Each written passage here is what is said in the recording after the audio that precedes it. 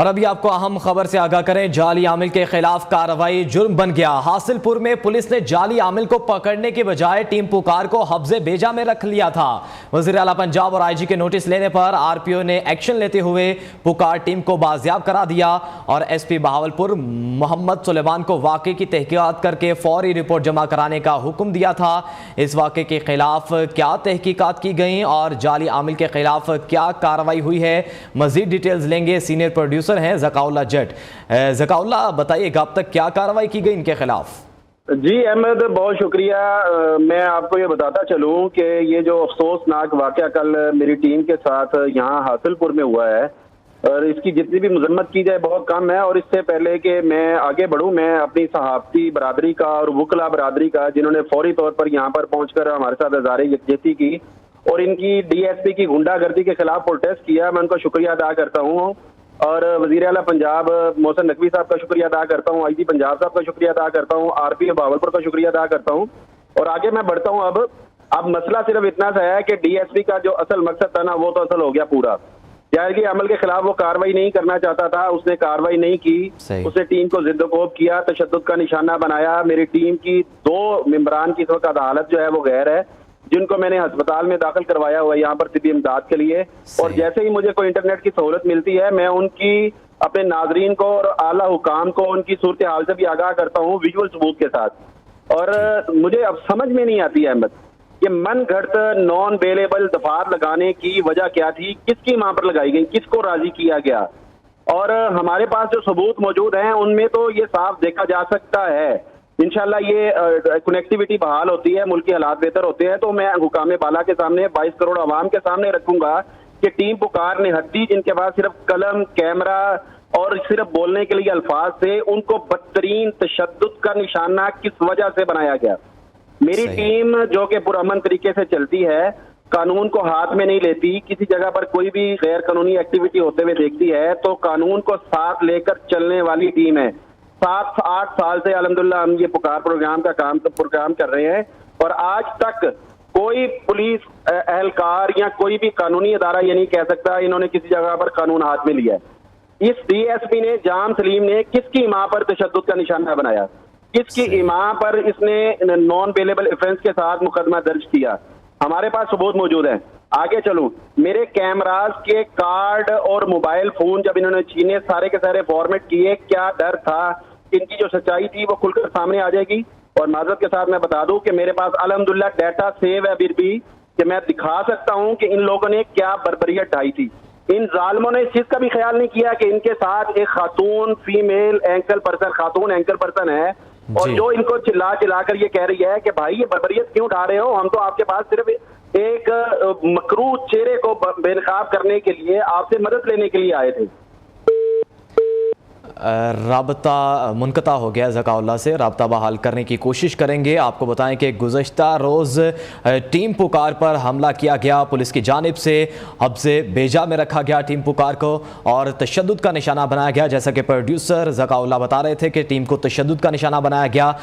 2 अफराद जो टीम के हैं वो इस वक्त अस्पताल में ज़ेर इलाज हैं। चूँकि कैमरा पकड़ लिया गया, कार्ड्स जो हैं वो फॉर्मेट कर दिए गए। जाली आमिल के ख़िलाफ़ ये प्रोग्राम था जिसमें पुलिस भी इन्वॉल्व निकली है और डीएसपी की जानिब से जो टीम पुकार है उसको हब्से बेजा में रखा गया। और इस वक्त जो टीम की हालत है वो 2 अफराद जो हैं इस वक्त अस्पताल में है। ज़काउल्लाह से मज़ीद डिटेल्स लेंगे।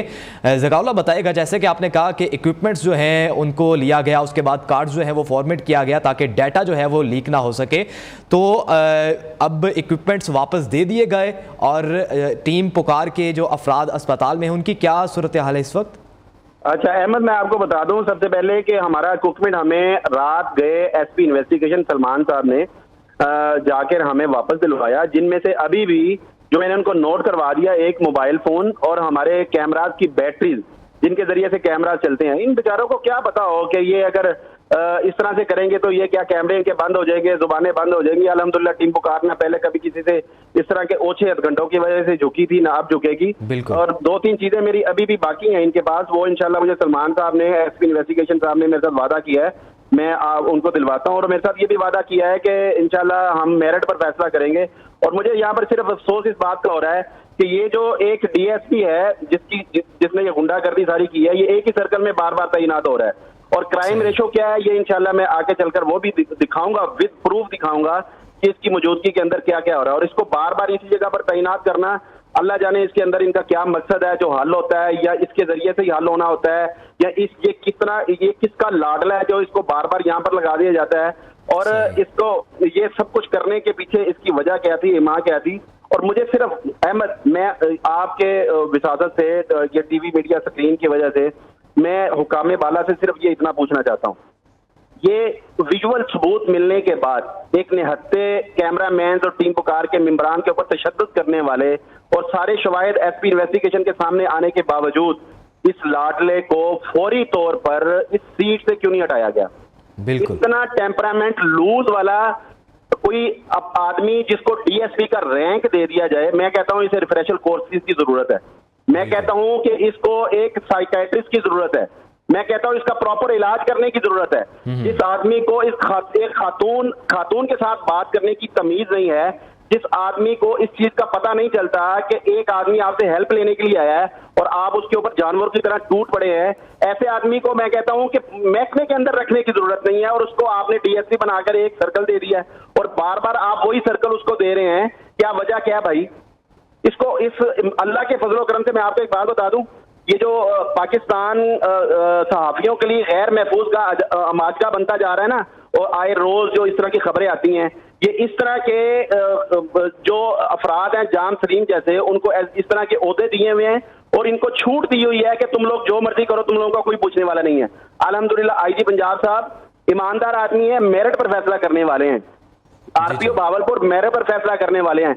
और मैं इंशाल्लाह इस बात का यकीन रखता हूं कि फिल फोर इसके खिलाफ कार्रवाई करके इसको इस सीट से हटाया जाएगा और इसको उसी हवालात में, उन्हीं सलाखों के अंदर बंद किया जाएगा जहां पर मेरे कैमरामैन को निहत्ते को तशद्दुद करके बिल्कुल फुटेजेस मौजूद हैं और तमाम जो सबूत हैं वो भी मौजूद हैं और इसको लाजमी जो है वो डीएसपी के खिलाफ कार्रवाई की जानी चाहिए, इसको सीट से हटाना चाहिए। ज़काउल्ला, पुलिस जिसे के महाफिज समझते हैं, महाफिज का काम करना होता है और गुंडागर्दी की गई और उसके बाद आपने ये भी देखा कि जैसे जाली आमिल चूँकि उसके खिलाफ प्रोग्राम किया जा रहा था, क्या मंथली भी ली जाती होगी? जाहिर बात है पुलिस इन्वॉल्व होगी इस चीज में। अहमद, मुझे एक बात बताएं, मैं आपके पास जाता हूं, वो लेके फुटेज लेके जाता हूं, मैं आपको विजुअल प्रूफ दिखा रहा हूं कि ये आपके एरिया में बंदा ये काम कर रहा है और आपका डीएसपी उठ के आपको कहता है यार ये तो बहुत पहुंचा हुआ आदमी है, और उसके बाद वो उसको किसी का फोन आता है या वो फौरन उठ के हम पर वो दावा बोल देता है। इसका मकसद क्या है? मेरे पास दो ही चीजें हैं इसकी जो मैं शक का इजहार कर सकता हूं, मेरा आईनी हक है और इसकी इंक्वायरी होनी चाहिए। जब इसने हमें ये बोला कि यार ये पहुंचा हुआ आदमी है, या तो इसको उस पीर की तरफ से इंस्ट्रक्शन आई जो बिल्कुल ही बासर है, उसको कोई हाथ लगाने के लिए यहाँ पर तैयार नहीं है, या इसको किसी और की वहां से इंस्ट्रक्शन आई और उठ के इसने हमें मारना शुरू कर दिया, या तो इसने इंस्ट्रक्शन के ऊपर किया, या इसे फिर मुबैना तौर पर भत्ता कह ले, मंथली कह ले, कुछ भी कह ले, मुबैना तौर पर इसे वो दी जाती है। मैं ये कहता हूँ इसकी इंक्वायरी होनी चाहिए। ये पहले भी बंदा मुअत्तल हुआ तो क्यों हुआ? बार बार इस थाने के अंदर क्यों लग रहा है? इसने निहत्ते सहाफियों के ऊपर हाथ क्यों उठाया? इसने बेबुनियाद झूठे दफात के साथ, इसने इतने संगीन दफात के साथ मुकदमा दर्ज क्यों किया?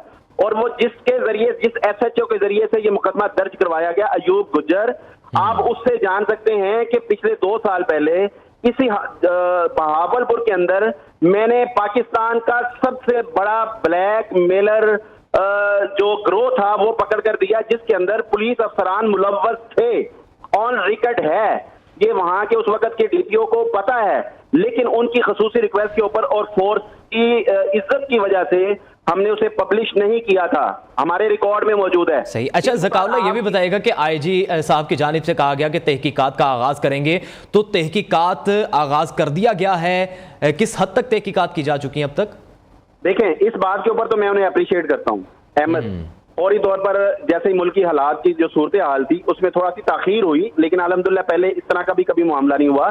ताखीर हुई, देर आए दुरुस्त आए, तहकीकात का आगाज हुआ, लेकिन मुझे ये नजर आ रहा है कि जिस तरह का ये डीएसपी बासर है, इसकी डीपीओ के ऊपर भी नहीं चलती, मुझे डीपीओ की इसके ऊपर नहीं चलती, मुझे लगता है आरपीओ साहब की तो मेरे ख्याल में बहुत अच्छी चलती होगी अल्लाह के फजलो करम से। अच्छा। और अगर इसके ये चलती होती तो ये अब तक यहाँ से सीट से हटा दिया जाता, सही सही। फौरी तौर पर हालात देखते हुए फौरी तौर पर हटा दिया जाता। ठीक है, और फौरी इंक्वायरी- तौर पर अभी भी मुतालबा है कि इस डीएसपी को जो है वो सीट से हटाया जाए। जाली आमिल के खिलाफ ये कार्रवाई जो कि जुर्म बन गई है टीम पुकार का, और तफसीलन आगाह कर रहे थे हमारे प्रोड्यूसर ज़काउल्लाह जट। बहुत शुक्रिया आपका।